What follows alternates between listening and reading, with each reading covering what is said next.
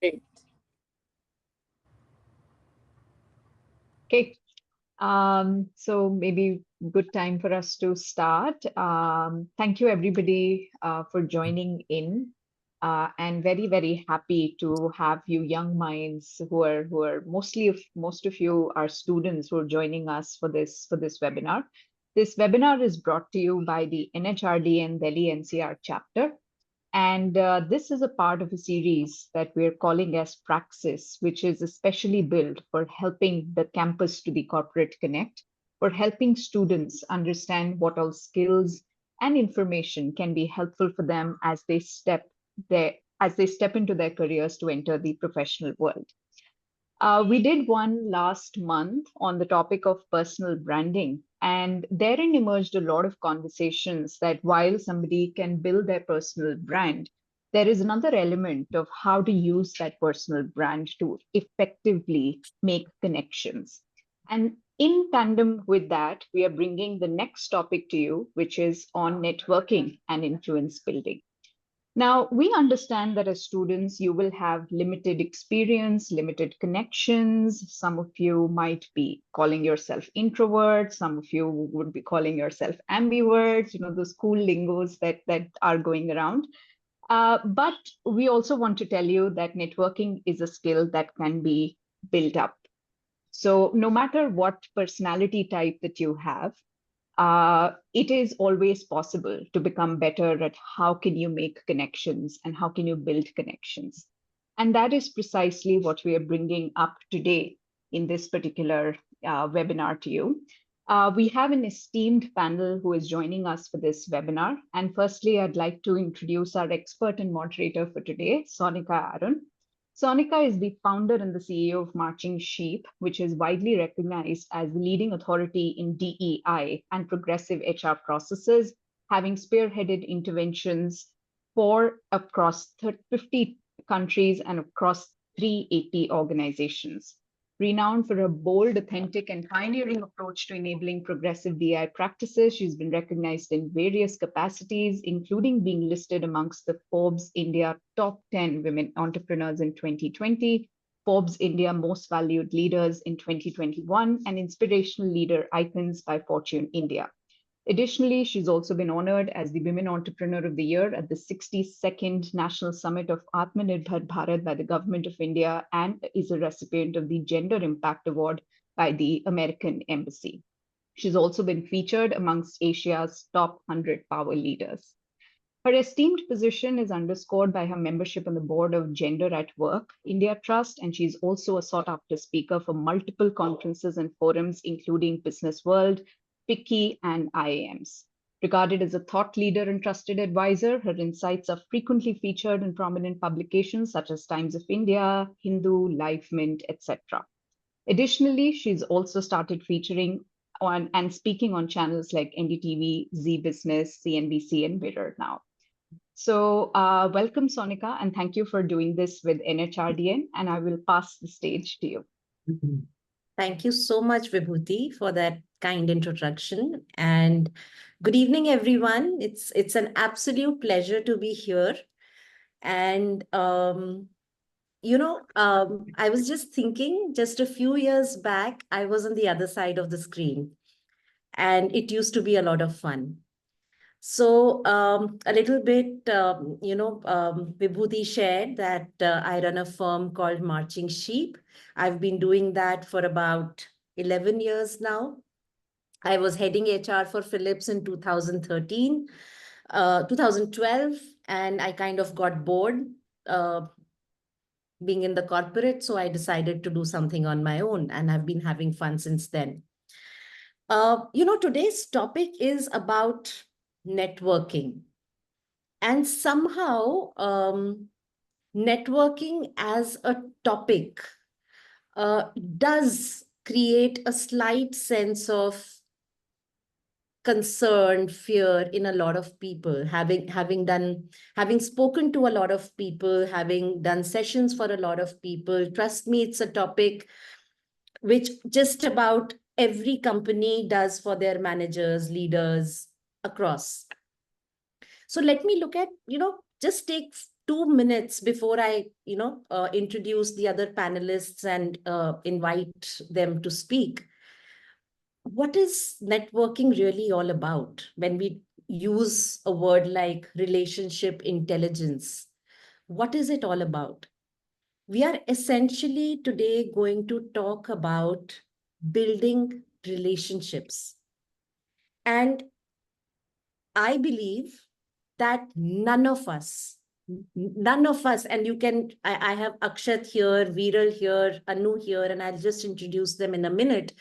And they are very, very successful leaders, and I'm sure they will agree with me. None of us succeed alone or on our own. We all need people to support us, to guide us, to direct us. And throughout our life, without realizing or intentionally, we are building relationships.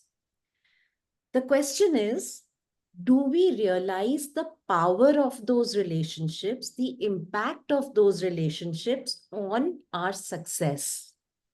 And how do we leverage that power? So if I were to take the jargon aside and just look at what is the crux of the matter and simplify things, that is what we are going to talk about with three very, very lovely people. And allow me to introduce them to you. The first one with me is my dear friend Akshat. Um, as we just spoke a little while back, he and I did our summer internship almost 24 years back in the same company. He is today the MD and CEO of HIL, a flagship company of CK Birla Group. He leads HIL's German subsidiary Parador, a top global interiors brand. He is the vice chairman, CK Birla Healthcare, instrumental in hospital transformations and healthcare expansion, including CK Birla Hospital, Birla Fertility and IVF, and digital health initiatives.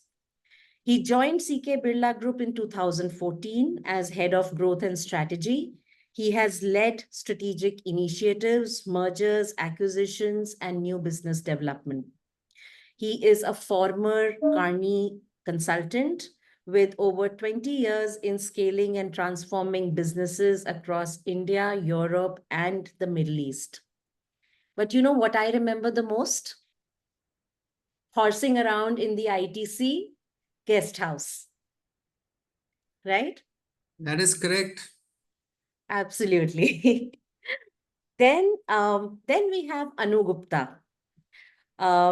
She's a partner in the tax practice at Pricewaterhouse with over 20 years of experience in professional services for diverse sectors.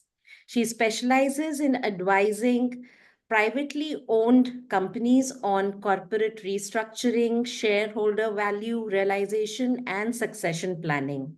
So she's behind all their success. Extensive experience across various sectors, including startups, pharmaceuticals, real estate, automotive, consumer products, and infrastructure.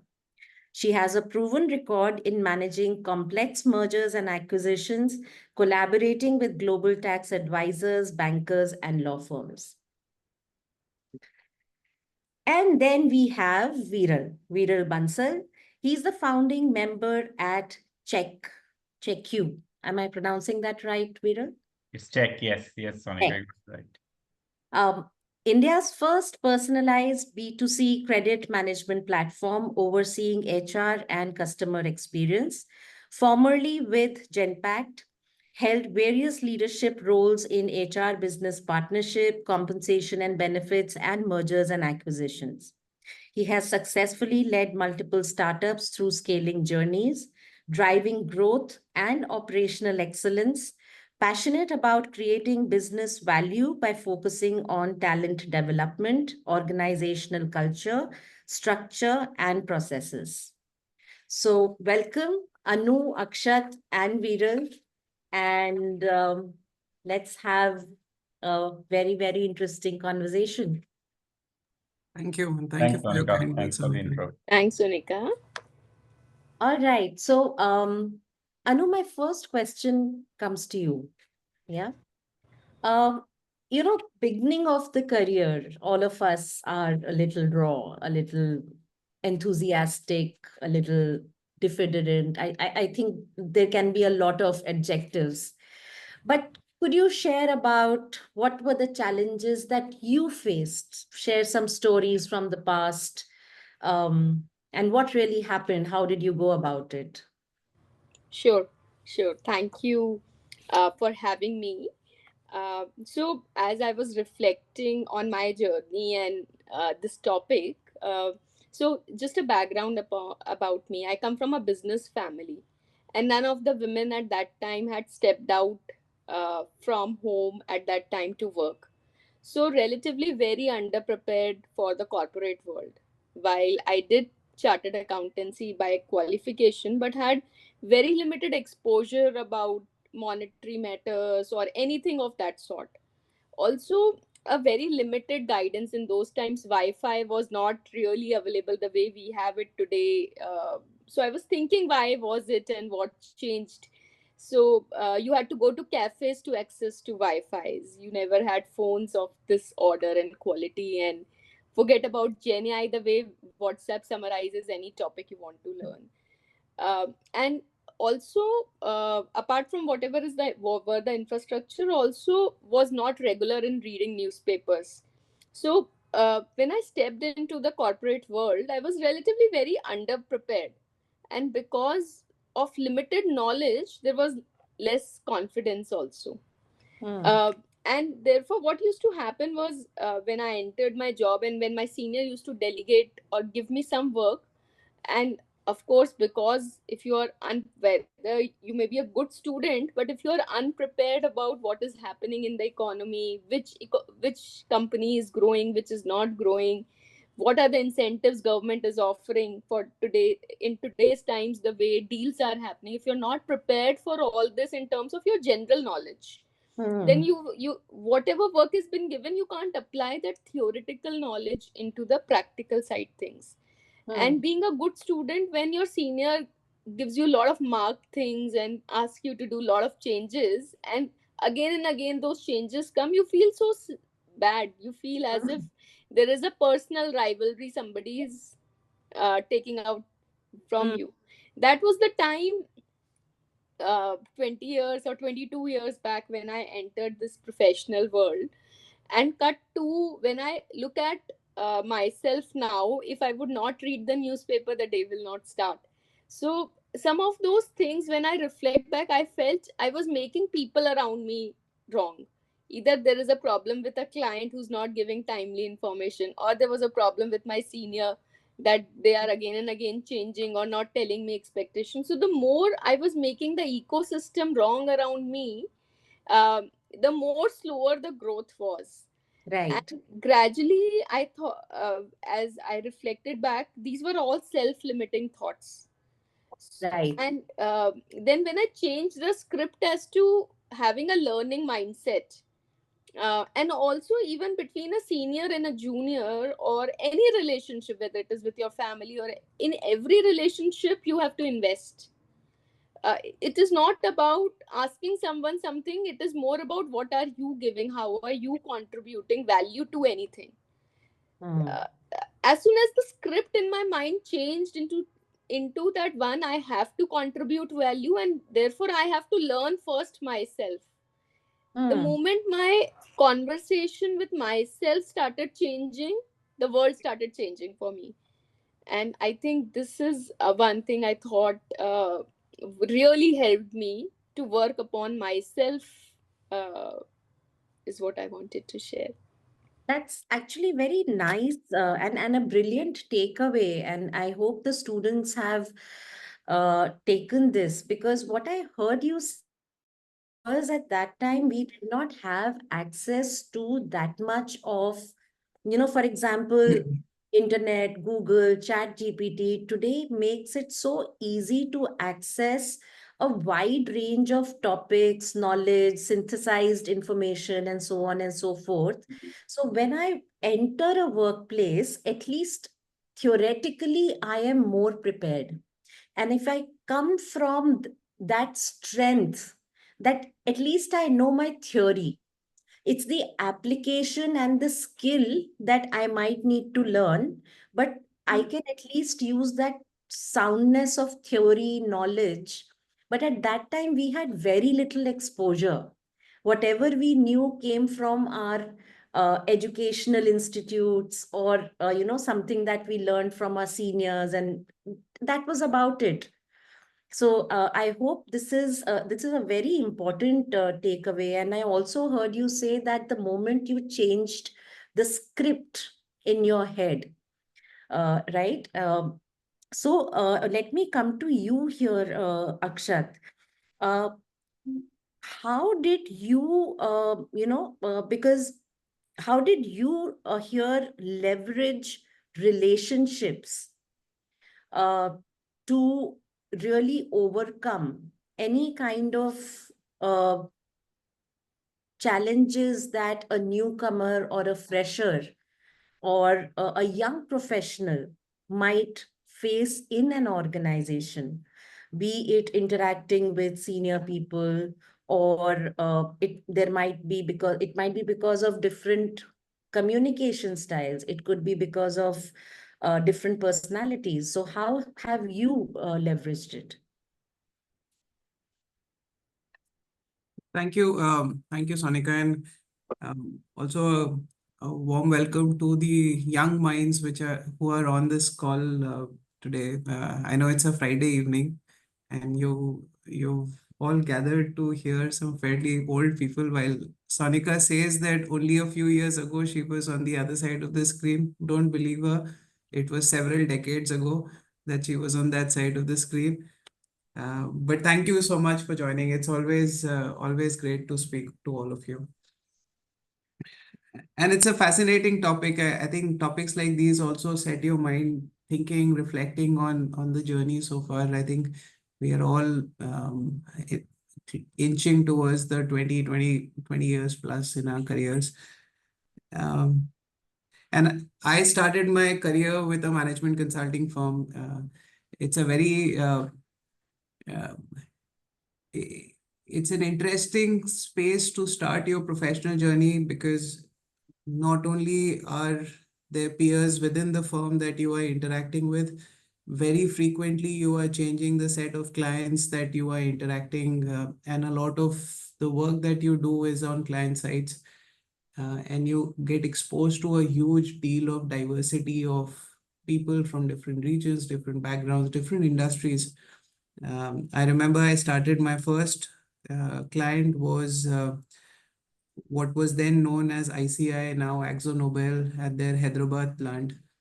And this was a true blue MNC environment in in a chemical manufacturing facility. And soon I was making trips to a NTPC power plant in Dadri. And that's the kind of diversity it throws at you. Um, I think looking back and somewhere in that environment, what became fairly clear early on is what you mentioned and started off with, Sonika, that somewhere the people bit or the people interaction is not an optional subject.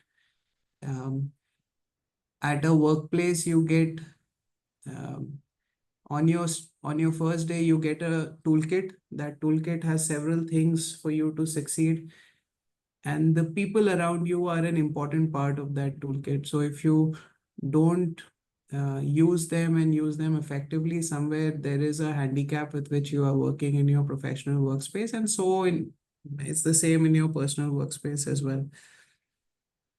Um, in a consulting environment, it's also very important that not only are you bringing in good ideas, but you are creating excitement about those ideas. And this is where that whole people interaction bit, I think somewhere early on, the thought is that you dazzle people by the brilliance of your ideas and how earth-shattering they are. But you realize uh, idea can be whatever it is, unless there is excitement for it, it won't fly.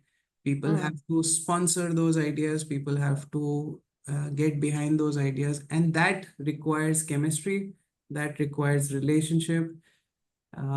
So somewhere it's been it, it was an important sort of success factor for the jobs that I was involved in. But having said that, also as I reflect back, I think in my own experience, I kept it fairly simple and not, um, it was not by design, but now in hindsight, I can say that it was a fairly simple approach. I never thought too much about, here are people and here is something that I need to get out of this relationship and so on and so forth. Um, there were genuine conversations. Um, and those relationships sort of grew organically. There was not the meetings or conversation you would get into were not designed to achieve something in terms of, I need to take my relationship quotient with this person from 3 to 5 and 7. Uh, it sort of evolved organically. And over a period of time, those acquaintances became strong relationships, which then came in handy. And the mantra, at least now, I think I approach those situations as if you are making friends. Right. And then you use those friends for everything that you use the friends for. Sometimes you use them to vent out. Sometimes you use them to brainstorm and bounce off ideas. I know the world that you were describing, information was not at the as freely available as it is today. So people around you would be a great repository of information and knowledge. So you would use them shamelessly almost. Yeah. You would use them to create excitement about the things that you are doing, and just treat them as friends, as you would, and in fact inject the same amount of energy that you would in friendships. I think without being too, just keep it simple. uh, One doesn't have to go in with those agenda items and say that this is what I need to achieve. And I think that uh, organic way of building relationships somewhere, at least for me, worked fairly nicely. Yeah, I think what you're saying is a gold mine, Akshat, because, many times when I speak to participants, one of the pushback that comes is that where is the time to network? Where is the time to build relationships? But what I hear you say and what has been most effective is that organically you build relationships when you are genuinely interacting on a day-to-day basis, and let those conversations be very, very authentic conversations. It is not necessary that if I'm having a conversation with you or Viral or Anu, I need to have an agenda. But the more we interact, the more we get to know each other, the more friendly we get, the more we understand each other, the more is our propensity to reach out to each other increase if we were to need anything. And if we for a minute take away the word use, right? And just say that we are, all of us, we need help at different points of time. um Akshat needs somebody to bounce off ideas, so he calls up Viral or Sonika or Anu. I need somebody to speak somewhere. I call one of you. And that is how the world moves forward. And that is how organic relationships also flourish and grow. Yeah, and I guess, and it's interesting you say this. Somewhere the construct is relationships are not to be leveraged, but Ah, relationships are there to be enjoyed. yeah. And if we keep it at that simple level, I think the rest of it sort of takes care of itself. Yeah. There is a concept called emotional bank account. It is pretty much like the savings bank account. Just like we deposit money in a savings bank account, and if only we keep on depositing money that we can withdraw from it. Our relationships are an emotional bank account. It's only when I am investing in a relationship through genuine conversations, when I'm helping people, I'm available from them for them. I am a good friend when somebody needs. I have invested and created goodwill for myself in that account, so that when I reach out to the person and say, hey, I need help, that person is more than willing to let me withdraw. So very well said. I just want to add one more perspective to this. So you can form relationship when whatever is interested to you in that relationship is done in the best way. Mm. If you do a suboptimal level of thing and you don't invest enough, Ah, then your ability to even withdraw, whether emotionally or otherwise, will always be less. yes. Very small example but very relevant. Like this time on Diwali, everybody's putting lights and all electricians are putting lights. So the electrician who's putting lights in our condominium does such a fantastic work that over the golf course, our apartments light, other people will also ask. And I've been seeing this for 4 or 5 years, and now this electrician has got work in multiple condominiums just because of the creativity he brings in the job. Lovely. So his own people, and you will call them relationships, wherever he does work, people ask for his work by his name, and in spite of he not even asking for recommendations, people recommend him. So whatever we are doing, if we can do more than 100% and understand what other person is looking for when Mm. he's asking you to do something, uh, and with that integrity, if you deliver, your relationship will automatically be formed without even doing anything extra, and your network keeps expanding because your own one person is recommending you to 10 places, and your network keeps expanding in the industry. Whatever you want, you can achieve through it. So So are we leverage doing was the then. one thing properly is the question we need to ask ourselves. Super. And that, Viral, brings me to you, right? Uh, Very often, especially young professionals or freshers or students often come up with this question that how do we approach people who are so senior? Right? How do we ask them? How do we approach them to be our mentors or guides? Will they even respond? So there can be a hesitation to reach out to senior people in the same organization or even with outside the organization, and there is an awe of a hierarchy, right? How do we overcome this? And did you face something like this in your early years? Yeah, and Sonika, just before that on relationship building, I mean, I also have some memories of ITC internship. Ah, So we can build relationship and jam on that after this. In the guest houses, I just realized, that's a common connection. where were you?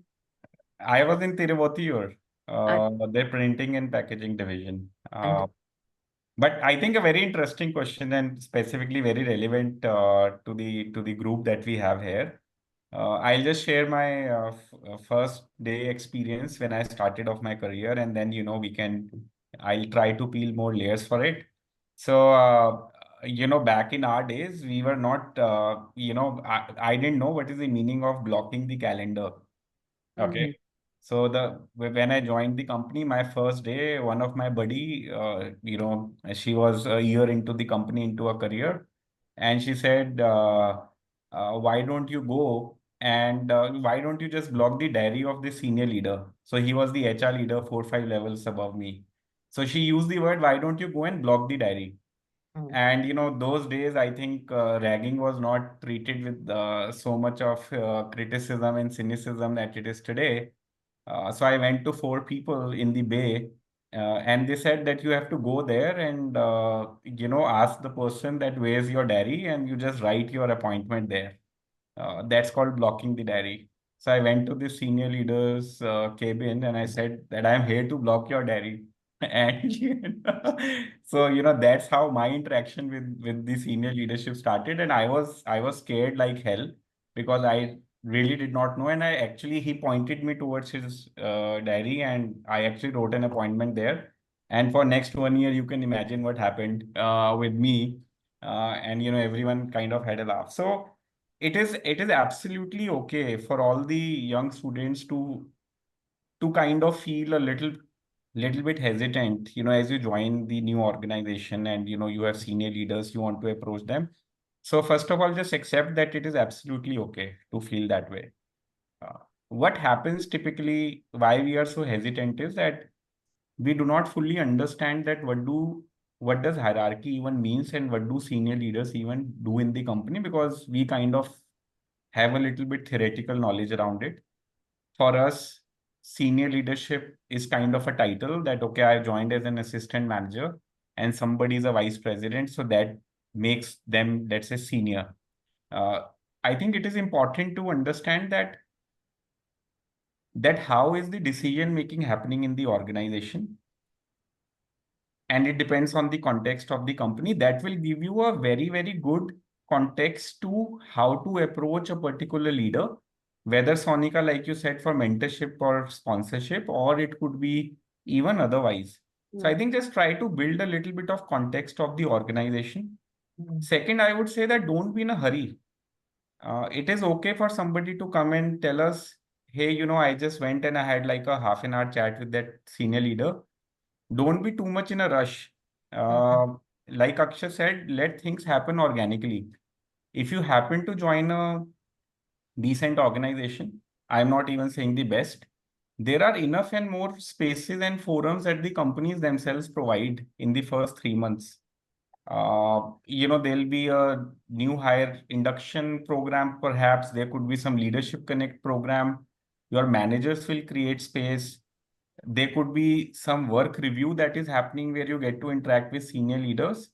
So do not enter the workplace straight away with this thing, okay, I need to just, interact and be present and be networked with all the senior leaders. Let it organically flow.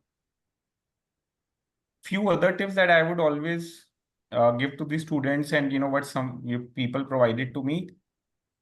Imagine, let's say you joined as a finance manager somewhere, in your next job.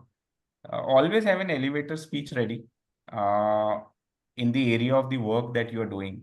So if you are handling finance of, let's say, a business X, always know what's happening in that business, know deeply about your work, so that if you happen to kind of connect with any leader in any forum, you are able to ring some bells for that leader.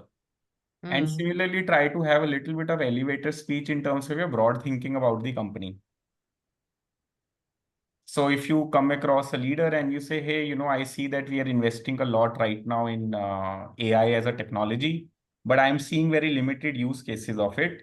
Hey, by the way, I have 10 more use cases in my mind that can really change the game in the finance function. Where and how do I pitch the idea? The company lacks that kind of a platform for me to pitch the idea. So it immediately, relationship is very complementary. Uh, all the examples that Anu and Akshat also gave, one thing that commonly stood out in that is that if there's complementarity missing between any relationship, and if there's an acknowledgement of complementarity missing, then it is very difficult to build relationship and sustain it. So same is the case here. Hey, where can I give 10 use cases of AI? So try to anchor your interaction with the senior leader possibly on something, rather than just generally, trying to build a network with the senior leader. And then it works beautifully. At least that is my experience. It always worked with me, where, Sonika, I would approach any leader with either a problem or a solution to a problem. And then they'll start finding value in the relationship. And then they will take you under their fold, typically. Right. So those are few things that, I'd like to share. Very interesting, because when you said elevator pitch, something which came to my mind was that always have a point of view. Yeah. So, for example, uh, suppose in a town hall, you hear different leaders have different agendas and they're talking about different things, different initiatives.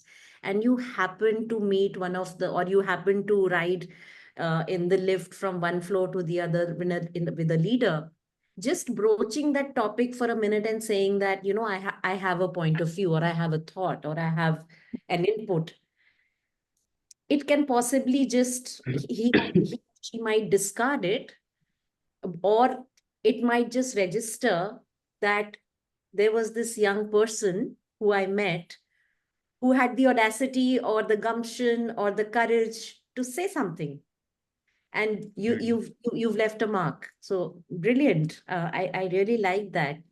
And very similar to your blocking diary moment, I had one.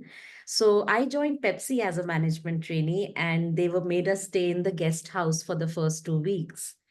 And there were different territories, right? There were different managers who were heading different parts of the territories.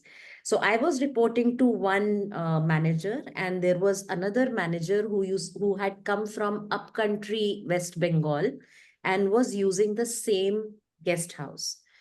Now, after we finished our work, I was sitting at the dining table, and this gentleman was in his kurta pajama, moving. Possibly he had come out of his room, had gone to the kitchen, and was walking back. He was in a kurta pajama. I was young. I didn't know. I said, Bhaiya, chai de do. He looks at me, does not respond, and he goes to the room. I wait for a good half an hour. I said, no chai, let me go to the room. And that's that. The next day, I go to the head office, the regional head office. I introduce myself, and everybody is like, so you are Sonika. So you are Sonika. Oh my You God. staying in the guest house. And I'm like, what have I done? Why am I so popular? And then my manager calls me and tells me, you know who you asked for tea yesterday? And I was like, no. And then he was like, so and so. I was like, oh Lord. Right. So But the point is, I'm sure that that must be one of your stronger relationship than over the years in that company, right? So, the whole myth surrounding senior leaders or they will feel bad about a certain dialogue, I think is quite misplaced as well. absolutely. So they all had a good laugh at my expense. They called me and they said, now go to the pantry and make tea for all of us. All four TDMs, territory development managers, they said, your penance is going to be to make tea. I said, I don't know how to make tea. And they're like, we don't care. Whatever is the tea like, you have to get us tea. And then we all sat and had tea. And it was great, this thing, it was a great icebreaker. But there is one more thing which I have realized, and which I also tell a lot of people, that every leader at one point was a student. We have everyone has started as a fresher. Everyone has walked through the doors of their first company feeling the same trepidation, the same nervousness, the same questions that students or young professionals today have. So just think about, and this is to all the audience that are there today, or, you are today possibly in a better place because you have far more knowledge at your fingertips because of access to technology, access to platforms such as this. That is the first thing that I tell everyone, that don't be in awe. They are just people and they've been in your seat, right? So it's all right. Okay, now, Anu, come. Okay. I was just gonna maybe reiterate, Sonika, what you said. This point cannot be overemphasized.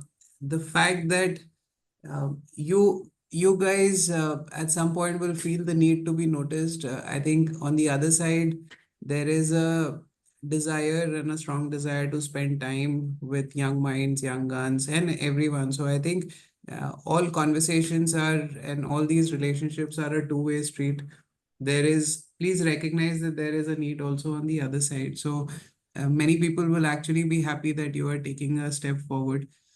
And the second thing I'll add is just keep it simple. Sometimes it does not even have to be a very, I think one mistake we all did in hindsight, we should not, in situations where there are people who we think we are in awe of, our tendency is to start becoming invisible in front of them, whereas the opposite should come into play. A simple thing of making an eye contact and saying a hello or a hi goes a long way. If you're in the elevator, just a simple, it's, remember, the elevator ride is not even 30 seconds or 60 seconds. You have to hold a wish. Where are you coming from? How is the commute? It could be something as basic as that, but that becomes a icebreaker, a conversation starter, and it goes a long way. I think the tendency to avoid is to keep looking at your phone and hope that you are invisible in that situation. Just do the reverse, and that goes a long way. Yeah, absolutely. You're so right. Thank you, Akshat, for that. Anu, let me come back to you again. And, very often there are a lot of self-limiting thoughts, self-imposed constraints. And one of them, for example, is that I'm an introvert, right? And many of us have it, that I'm an introvert, I'm not outgoing, I am not the life of the party. I don't like meeting too many people. So that is one. And I've heard this many times, and I've heard this not just from youngsters and young professionals, but from very senior leaders as well. That it becomes very difficult to form a big network or a solid network or find sponsors and mentors, being an introvert. But what are the other, self-limiting thoughts, and what is your take on this?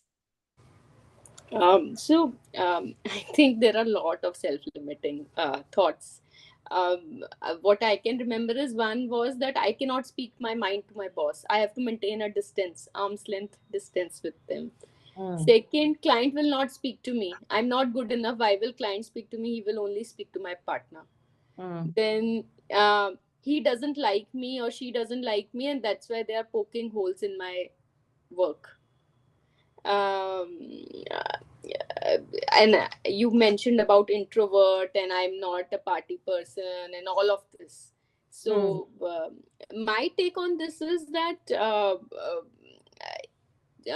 how I convinced myself was like, in a family also there is a father, and father would have a relationship with mother, children, everybody, right? It is not that if one person has a relationship with one senior person, they can't have relationships with junior people in the team, mm, because everybody brings something special, unique. Akshat mentioned about just a smile on the face if you meet somebody in the elevator.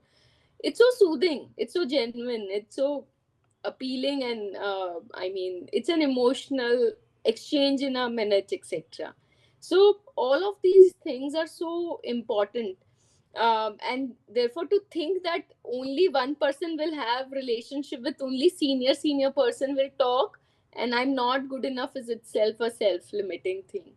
mm, Because at most of our times, even the senior leader needs some people whom they can actually ask for some favor or some work to be done or a research to be done or lot more things to be done. mm, Again, introvert, again, this is also one self-limiting thing, because I feel uh, uh, and you don't need to really party all the time to be valuable in an organization. If you like going out with a person, definitely go ahead and go. It is not a compulsion thing because X person is partying, therefore he or she is popular. I don't buy into it, and it does not give any genuine benefit to anybody. If you're not doing your work well, howsoever you party, everybody knows you in the organization, your own boss will the first one to hand you a pink slip. mm, So so all of this, I think we need to find out ways to question what we are thinking, whatever we are making our limitation. Whenever there is a limitation in mind, I think you need to go back internally, think mm, what is the purpose for which you are doing a particular thing. If Hmm. the purpose is clear, you can definitely go ahead and do your best in that particular thing. Hmm. Anu, I've also heard people talk about, I have a strong vernacular accent, for example, and that prevents me from communicating too much in, let's say, will I do well in a focus group discussion if that is a part of the selection process? Or if I am in a team meeting, that stops me from speaking up. My English communication might not be too good. In fact, I was taking a session the other day. There was this girl from Haryana, and she said that my pronunciation of O is not very good, and I feel very inhibited about it. And I said that, does it really matter? End of the day, it is about how good you are at your job. And after I finished the sessions, within 2 weeks, she called me that, I've got an opportunity which is an elevation from what I am doing today. So, language, where I come from, uh, can sometimes accent, even these can become hindrances. And how do we get young people to overcome this? Because India is a very diverse country, and there will be accents. And how do they matter? End of the day, they don't really. Absolutely. And as PwC, we are actually having a lot of awareness campaigns around it, that whether you communicate in English or Hindi or any other language doesn't matter. Hmm. The person who's getting the best insights, there's so much data now. There is a different problem. There's so much data available. Any person who can get insights into what's happening is much more valuable than a person who can speak Hmm. very good English, or Faratidar English as we call, and is not able to contribute to the subject. So absolutely doesn't matter, and it is about again coming out of these self-limiting things, and you need a mentor, and therefore the importance of mentor, Yeah. friends, peer network, and even a good relationship with your boss is so important.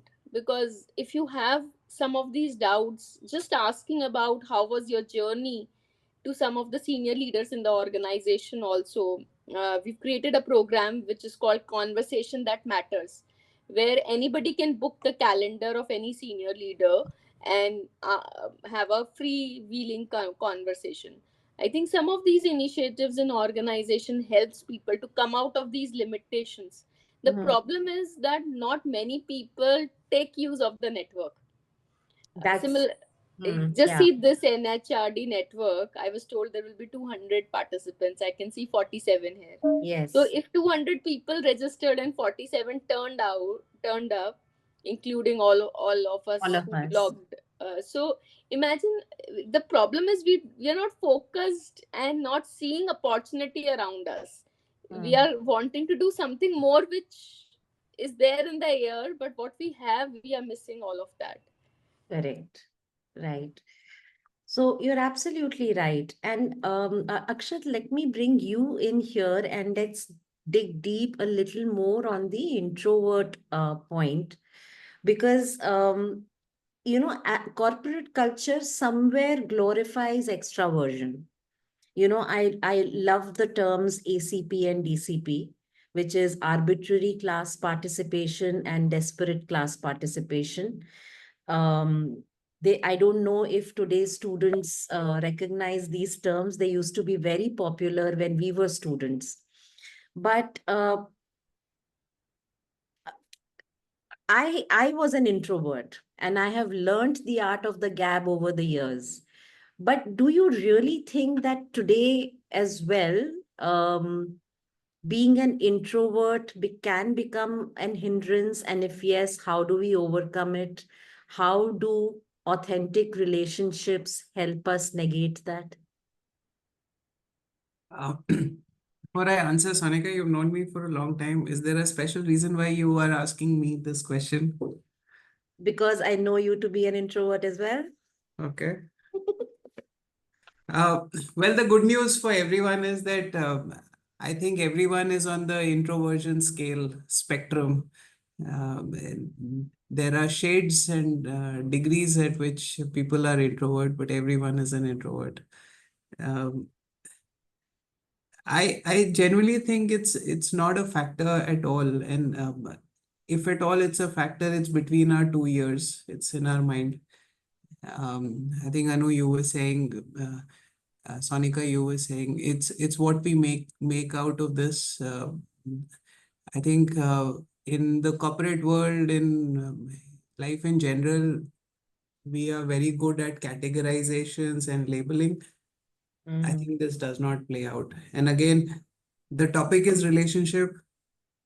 If you look at your personal relationships, and each one of us should look at our sort of network of closest friend, do we have friends, all of whom are extroverts or so-called? We will have a blend, and each one will carry a different value into a conversation, a relationship, etc. So it's the same thing that applies at workplace as well.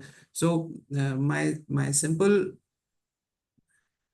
suggestion to everyone is that be comfortable in your skin, whoever you are, whatever language, whatever region, whatever pronunciation you have, uh, and wherever you are placed on the introversion scale, be very comfortable in your skin and play to your strengths.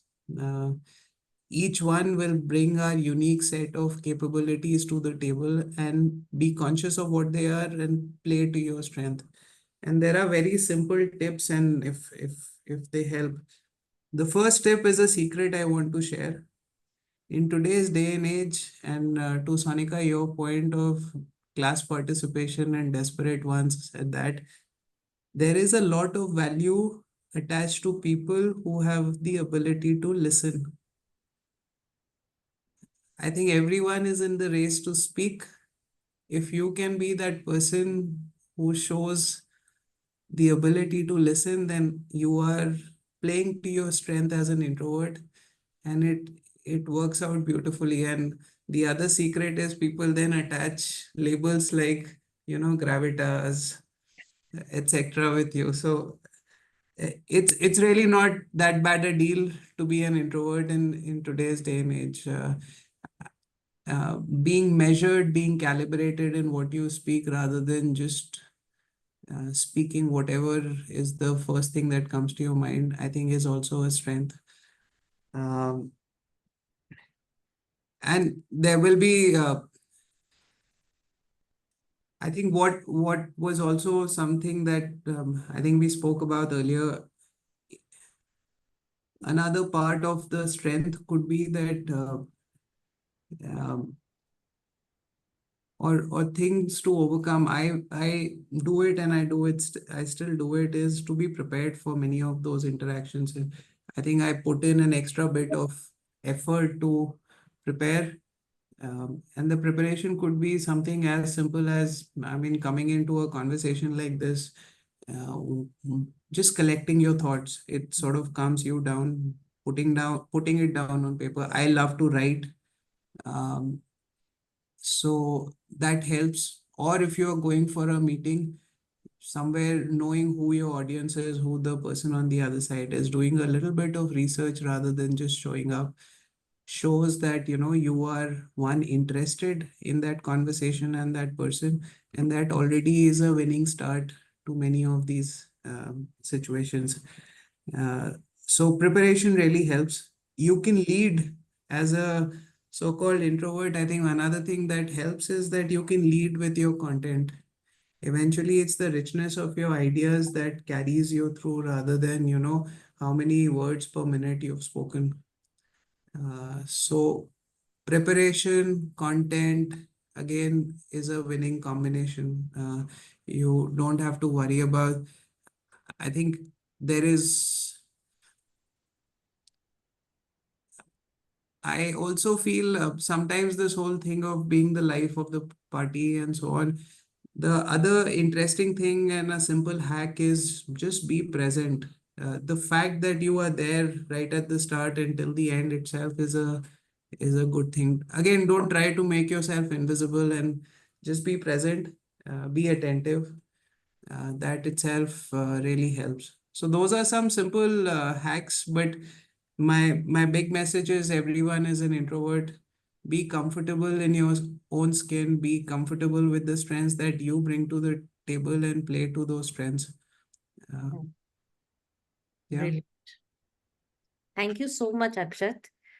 And Viral, coming to you, uh, digital today is a big avenue for networking.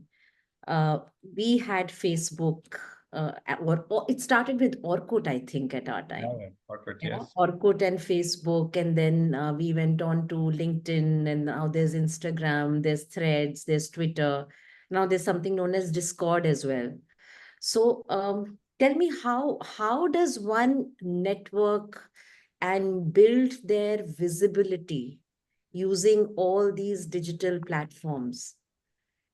Yeah, yeah. And maybe what I'll do, Sonika, is maybe it could be in a more of a work and professional context, because I think in the personal context of social networking, I'm sure that we should be on the other side. I I definitely should be. But in the professional context, as you think about networking on the digital platforms, uh, there's a lot out there. There are a lot of platforms. So just you have to keep yourself narrow a little bit. That will be my first call out. And how do you keep yourself narrow at different stages of your career journey and at different stages of maturity? Your purpose of networking also varies. Hmm. While the broader purpose of networking always is that you have more and more people in your network, but at sometimes we would want to use network to find a job. Sometimes we would want to use a network to get a foot in the door. Let's say some of us join the sales job Hmm. early in the career. At some point, we may want to use our network as a coaching and mentoring possibilities, etc., etc. So there are multiple purposes. If you'll try to the mistakes that many people do today, with we, being as employers, and I'll just take a context of startup and me being in HR. Uh, there's so many people who would reach out to me for network, and Hmm. many a times their reach is either misplaced. So if they want to, I will have I have a head of marketing in the company, but somebody is reaching out to me to build a network because they want to, let's say, sell some digital marketing, platform, and stuff like that. So one is that sometimes the networking is purposeless. So Hmm. keep your purpose, network with the right people. In terms of the platform, I think most used platform for professional networking continues to be LinkedIn, and I think it really works well. I normally tell most of the people that LinkedIn, invest a little bit in networking also. Don't try to get the benefit of networking without investing in the networking. So if all of you are here today, you are investing. If if we are here today, we are investing. Similarly, if you have to buy some subscriptions because you can reach out to a Viral or a Akshat or a Anu directly on the LinkedIn, do make that investment. Uh, Platforms like NHRD, webinars, etc., very good platforms. The the mistakes that may often that we do is that after these platforms, we do not follow it through again with our purpose. Uh, Today in Czech, we employ about 90 odd people. We are a 1.5-year-old startup. I would say, give and take, 45 people we have hired because they have reached out to one of the 3, 4 founding members that we are through some network. Essentially, I think through LinkedIn or in some forums that they met. And, from there, the whole conversation started. Uh, However, those people found more value for us who were able to build the context in their reach out for us. Hmm. So there, I would get almost 100 email messages for a possible job application.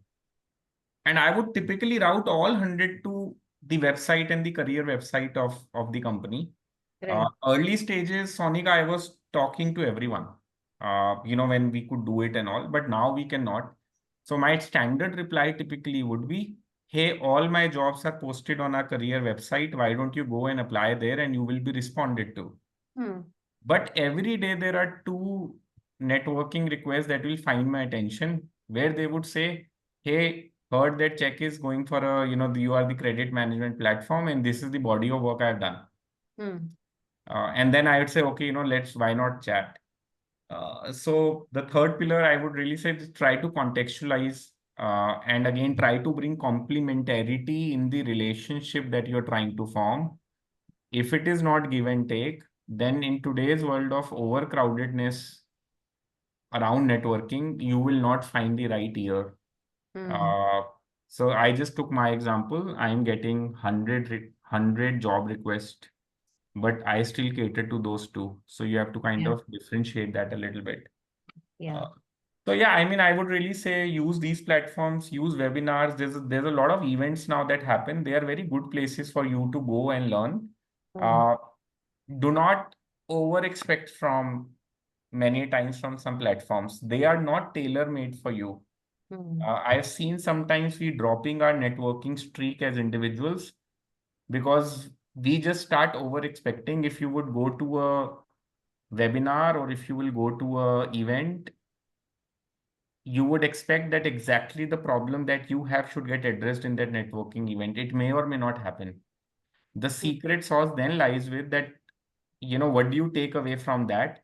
What are two connections that you want to then build deeper and Hmm. then try to pursue them? Hmm. Don't just do it for the heck of it. I'll be honest that today 50% people I see just doing it for the heck of it. Correct. So yeah, those are some of the techniques that work with us on the other side as well as what we do. Hmm.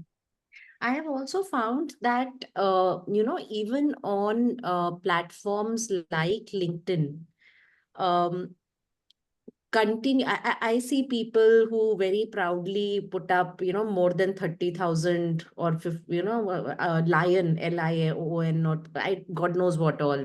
There is also LinkedIn influencer, right? Very proudly put batches. But my question always is that, um, are you being recognized for some niche knowledge? Are people that you wish to be networked with or to be connected with, are they recognizing you for knowing something, for being a subject matter expert? Like Akshat spoke about content. What is Yeah. content that you are being followed for or known for, and how are you building that visibility? And coming back to your point of being narrow focus, Viral, I think even there, instead of being all over the place, if these students and young professionals were to take one area and Yeah. to drive that through, it would be great. And yeah, and very rightly said, I think I missed one critical point, which is around, your own brand building. So Mm, when I was talking about network, I was more talking about reach outs. mm, Yes, I mean, if some of you really want to start early now in terms of, what do you stand for, build your brand to like Sonika said, pick up a subject, go deeper in that. And and the network takes notice. The yeah, network takes notice. Today, we know 4 or 5 people that are relevant to us who would have a thought leadership in fintech. They'll be posting, and they are different age, right? So if you want to get into that area, again, go narrow and start building your brand. That helps in networking later on. absolutely. Excellent. One add-on question to this, Viral. See, uh, as young professionals, the industry platforms that they can visit or attend are very few. The conferences, etc., which tend to open up as you grow in your careers. So, what are, apart from digital, what are the other avenues that they can use? So, for example, this forum is one. Yeah. Right? So, what are the other avenues that students and young professionals can look at? I think for students, I would say the biggest one is leveraging your alumni network. Mm-hmm. Many of us with hand on heart, have been bad at it.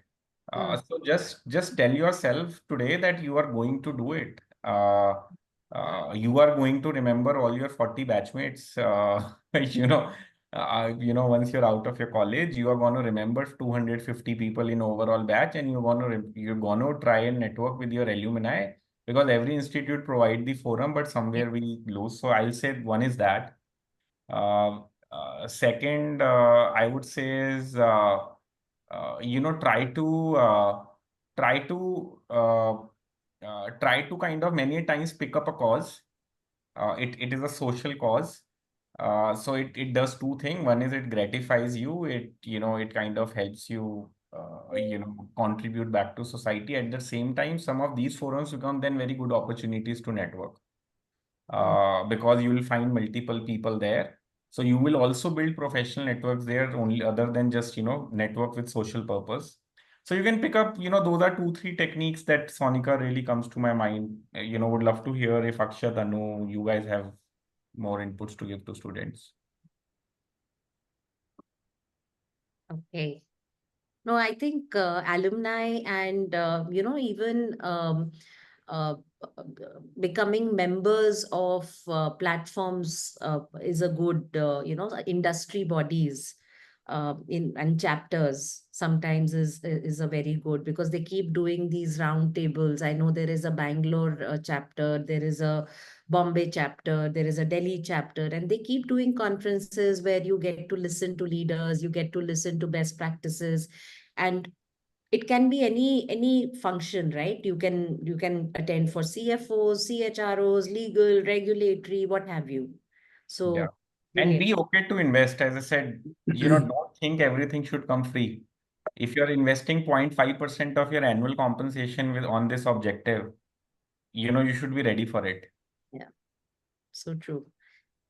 Okay, I would like to now touch upon a very critical aspect of building authentic relationships, and that's trust.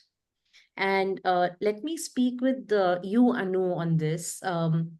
How do we build relationships? And I know Viral spoke about complementarity, but even complementarity requires trust. Why should somebody trust me?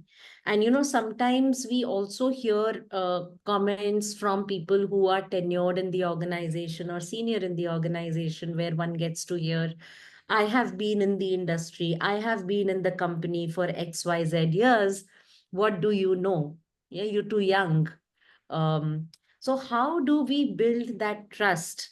So there is, Akshat said, prepare well, content is king. Yet that needs to be demonstrated. Somebody needs to acknowledge it, somebody needs to see it. So over to you. Sure. So, I had learned early in my career one interesting equation on trust, which is I minus ABC, which Oh, means I stands for integrity. Integrity yeah. means if you have promised something, then do it, deliver it. Uh, Even if nobody is watching you, you have to do the right thing if you have promised it. Either don't promise it, but if you promise, then you have to deliver. And uh, also, it is like in many of the situations, sometimes you tell somebody that I will deliver this deliverable to you by so and so time, but sometimes due to complexity, you're not able to do. So as soon as you realize that you will not be able to meet that timeline which you have promised, go back to that person. That is integrity and I in this equation. right. And then this ABC. A is the ability, Mm, which means what Akshat also said, being prepared, having the knowledge about the structure, taking an extra effort to gain that knowledge and the ability. mm, The B part stands for benevolence, which means actually you want to do good to somebody. So, mm, if your intention is to do good to somebody, you will find some way, something will conspire in the universe to make it happen. So, right. benevolence and doing good to somebody is at the heart and core of it. Mm, And then C stands for consistency, mm, which means that it should not be like uh, that one time you have shown up on time and usually you are late, or two times you come, two times you don't come, then you're not reliable. So I and ABC are the three things in my mind which I've always used over a period of time now. And whenever I have a doubt in any relationship, why he's not responding to me, and Mm. why is it not happening, or I always look back and see, have I followed my own thing, I and ABC, and where did I go wrong? Or maybe you will always reflect and you'll get few pointers to take action, and that gives you peace of mind. If you have actions, then there is peace. When you Correct. are when you don't know what to do and you're stuck कि मुझे trust क्यों नहीं कर रहा है, for example, why he or she is not trusting me, and then it is more of a mental trauma for you. But Yeah. if you get actions, then you can work upon it. I think this is absolutely beautiful, Anu, because I don't think anybody can put a nebulous concept like trust into a mathematical equation like you have. And believe me, nobody is going to forget it. So I think this is a true diamond that you have given in this session. So thank you for that. It's brilliant. Thank Um, Akshat, let me come to you, and this is something which is a day-to-day problem, right? There are studies, there is job, there is competition exam, competitive exams, there are projects. I have to appear for XYZ. There are family obligations. Where is the time to network? Where is the time to build relationships? Where is the time to invest in relationships? How do you get them or get anyone to do this side by side? Um, before I answer this, I do want to share maybe at least once learning one trick that I've learned on this whole trust topic. Mm. To me, the simplest way of building trust is is to ask for help. Uh, and I've seen that play multiple times over and over again. The more you are vulnerable and the more you try and be a Superman in a situation, you are setting yourself up for a very high stakes game.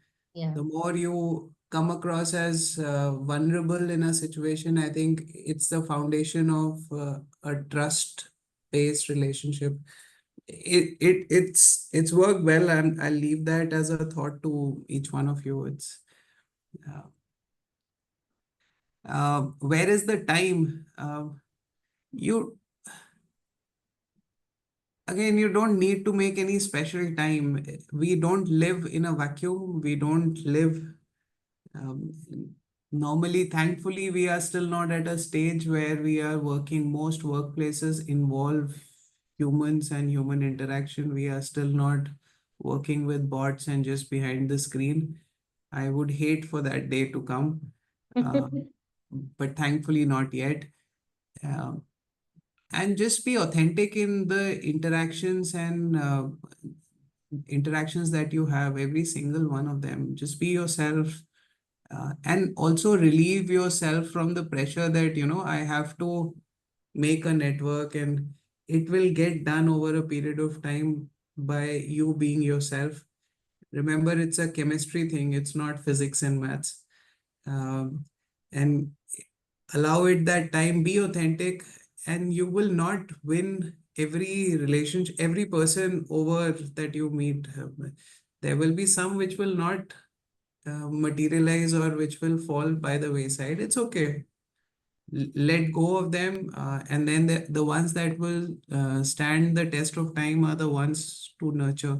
So I don't think you have to make any extra time.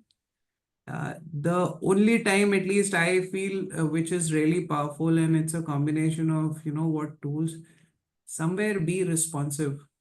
Mm. So you can't have messages or mails or calls which you don't reply to, respond to, because us samay there is no agenda that needs to be derived, and you conveniently forget, and then suddenly when you need something, you become all alert and responsive.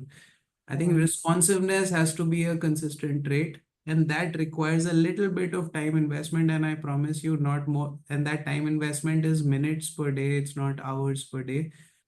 The second thing which I find really helpful is at the end of the day or at the start of a new day, look back at the last 24 hours and maybe drop in some small thank you notes.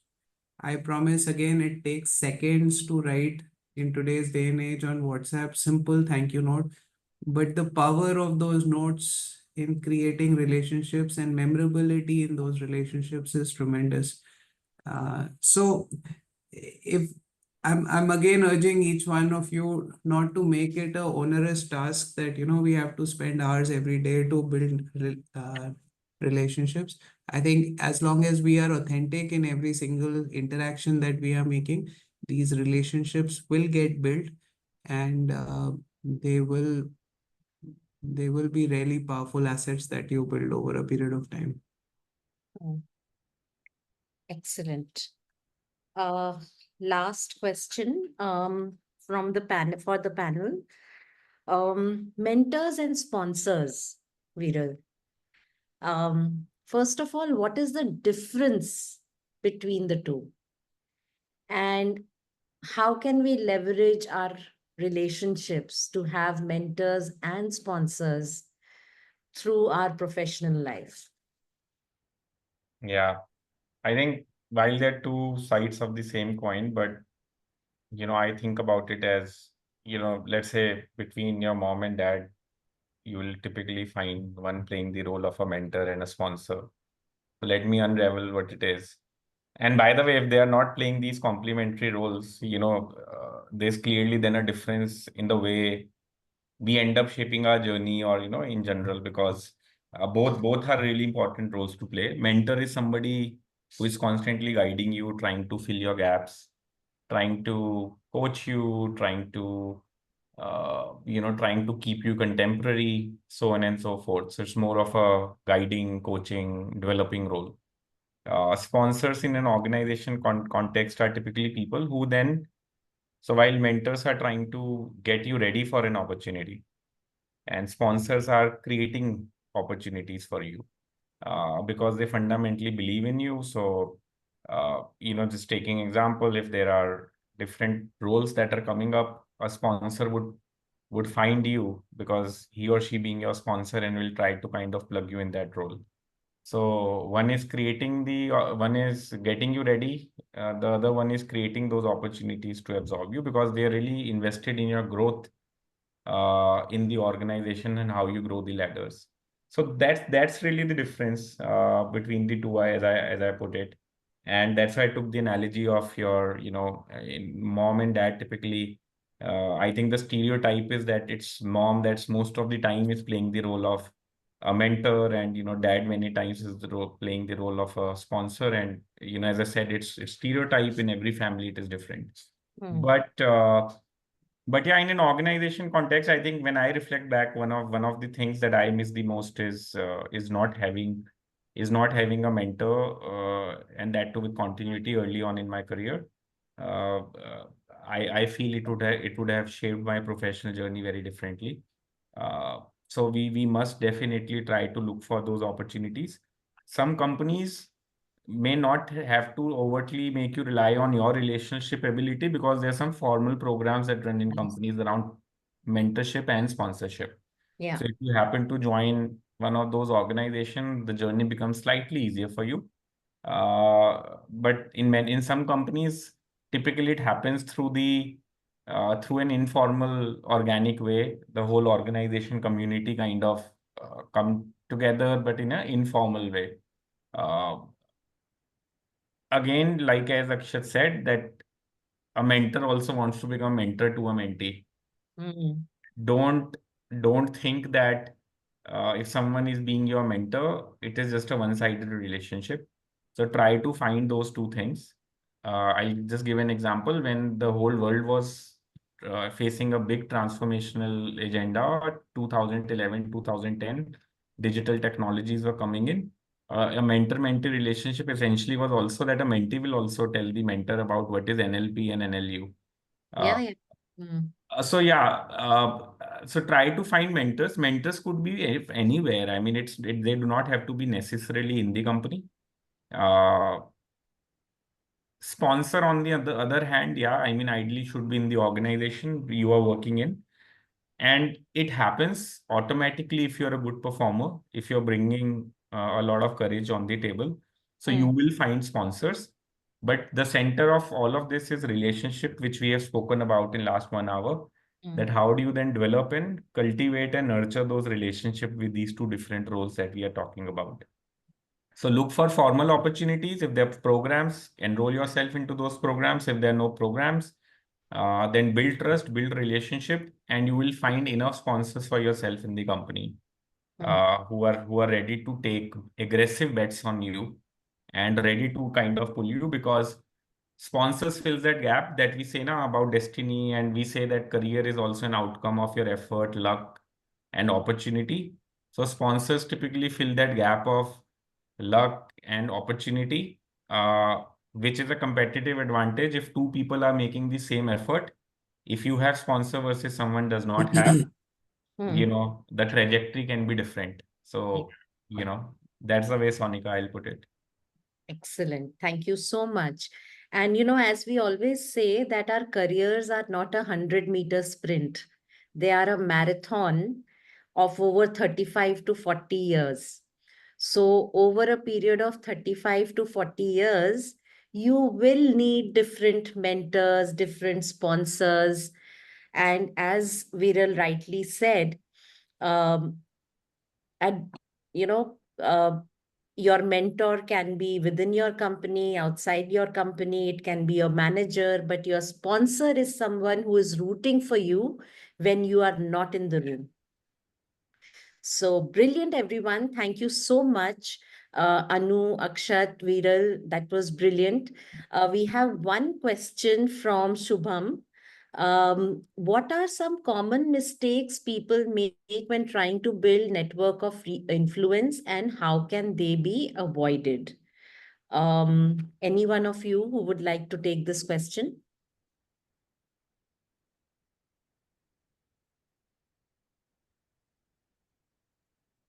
Yeah, I mean, I can pick this up, Sonika. Sure. So, as I mentioned earlier, common mistakes people are trying to do when they're building their network is, I just say not finding the common ground.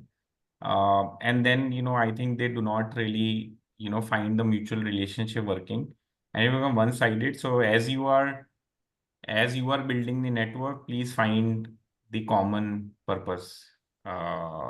And then it will happen automatically. You will not have to make extra effort. Yeah, and maybe just to add, continuously messaging somebody, continuously telling that, can you refer my CV? And in spite of saying that the vacancies are over or something. So, I mean, pestering, I would say sometimes, that will not put you in a right stride. Maybe just one thought. See, building these relationships and nurturing them is like sowing a seed and then watching the plant grow. There are a few things that are interesting in that journey. You can't put water 5 times a day hoping that it will grow faster. Second, there is a certain uh, patience to be exercised. The plant will not grow faster just because you want it to grow faster. And third, there is an element of consistency. You should till only that much land which you can properly water and take care of. Uh, Consistency becomes key. If you think you'll just the network is a question of numbers, I think that's a common mistake. Network is about quality.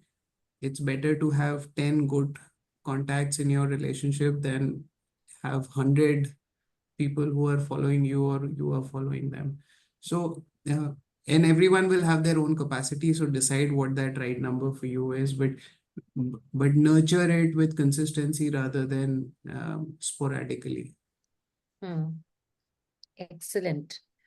There is one more question. In building network, we often try to do people pleasing and feel fear of being left out. How to overcome it? And I think, Akshat, you did touch upon it when you said that, you will not always connect with people. So, Yeah, I find this whole concept of authenticity very important in this, because and the question I'll ask is, if you're trying to fake it, for how long will you fake it? And mhm. at some point, it will become a problem for you. It'll start playing on your mind also. So be authentic, be okay with who you are, be okay with the strengths. Of course, all of us will want to improve, and there will be areas of improvement. But on that given day, be authentic and be true to yourself. Uh, the people pleasing part never, and I think the audiences and people you are interacting with are smart enough to see through it. So there's no winning that one. Yeah. Yeah, we cannot please everyone, and it's perfectly all right. Yeah. Absolutely. Sonika, I think we also received some questions, separately, so I'll just share them. One is, how can students identify who can be potentially a useful person for them to network with? I mean, when they've not stepped out into their careers yet, they see so many people around themselves who are famous, who are senior. What is the first step in identifying people? Mm. Um, Anyone? Anu, Akshat, Viral? I think, as we discussed on this panel, take it naturally. Don't overdo. There is no need of overdoing anything in this world where you have to really go after all seniors, and you see a lot of people. Everybody has done the hard work and got there. So whatever opportunity is coming, do give your best and have few people only, as Akshat very beautifully gave the analogy of a plant. It will not grow too soon, so don't even expect yourself that you can make a large network. Rather, at one particular point in time, you will want to have a lesser and more meaningful network rather than having lot of people to talk to. So it will happen organically. And in fact, Viral also spoke about don't be in a rush. And Akshat spoke about active listening. There was this point about build context of the organization wherever you are. I think there's a very important element of watching, observing, gauging, um, that which will give you an idea of who to connect with. So take it easy, give it time, and don't be in a rush. Yeah, I mean, the fact that you do not know who to connect with, who to network with, means that you have not reached the starting point of building the network. So get to a point where you have clarity. Uh, by building the network will not drive you clarity in terms of what you want to beyond a point achieve or go for.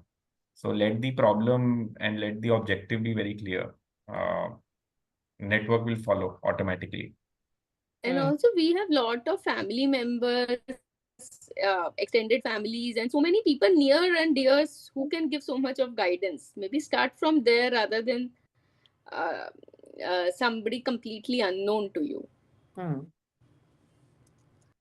So I'm mindful One of the time. It's 7:28. So Vibhuti, one more question maybe? Yes, yes, just the last question. And that could be that, when students feel that the people that they are going to approach are very senior, what can be some of the common conversation starters that can help them alleviate that awkwardness that they might feel when approaching somebody? Um, My quick input here will be, I think the best way sometimes to connect with the senior leader, the safest way is the organization context. You know, how are you doing today, or what did you eat today, etc. Sometimes, these kind of connects sometimes have a personality play that come in. I have personally exercised always connecting on any hot topic in the company, and then which is further even hotter for the individual that I'm talking to within that organization context.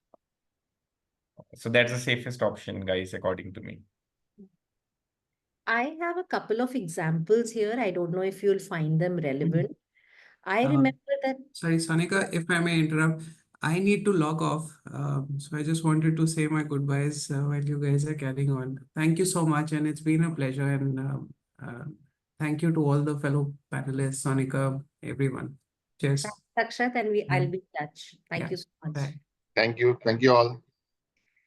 So, two examples. One example was that, when I had joined Pepsi, I was an HR postgraduate. They put me in sales. I knew very little about sales, but I had to learn very fast.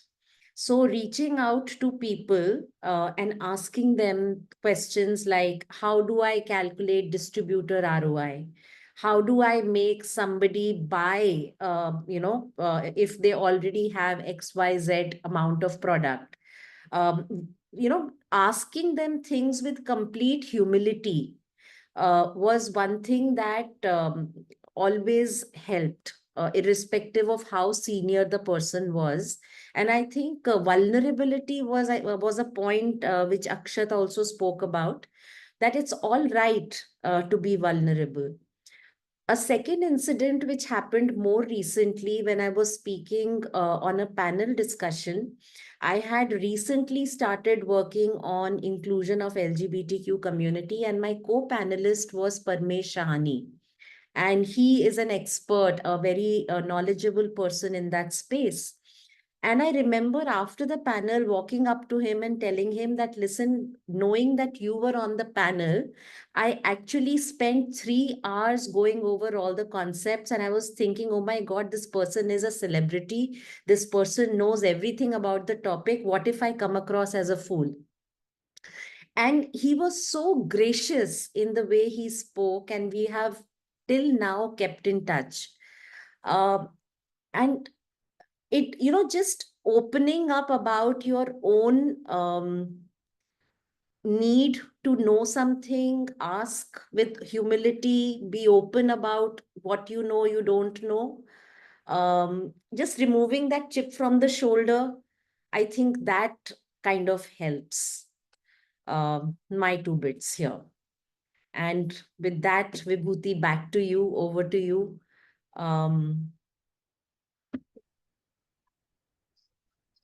Can't hear you, Vibhuti.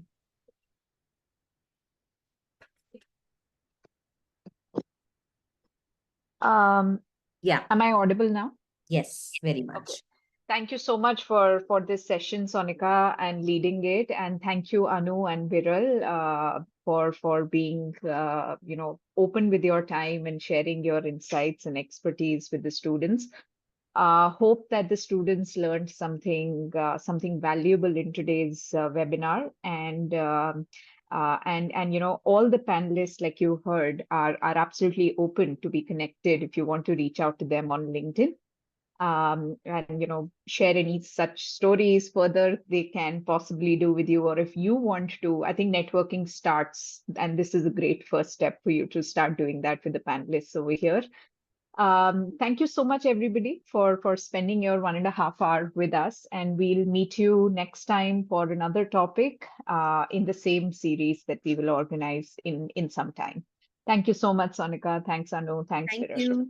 Bye-bye. Thanks, Bye. everyone. Anu and Viral, nice knowing you. Bye-bye. Yes, Yeah. absolutely. Thank you. Bye. Thank you all. All the best, everyone. Bye-bye. Yeah. Bye-bye.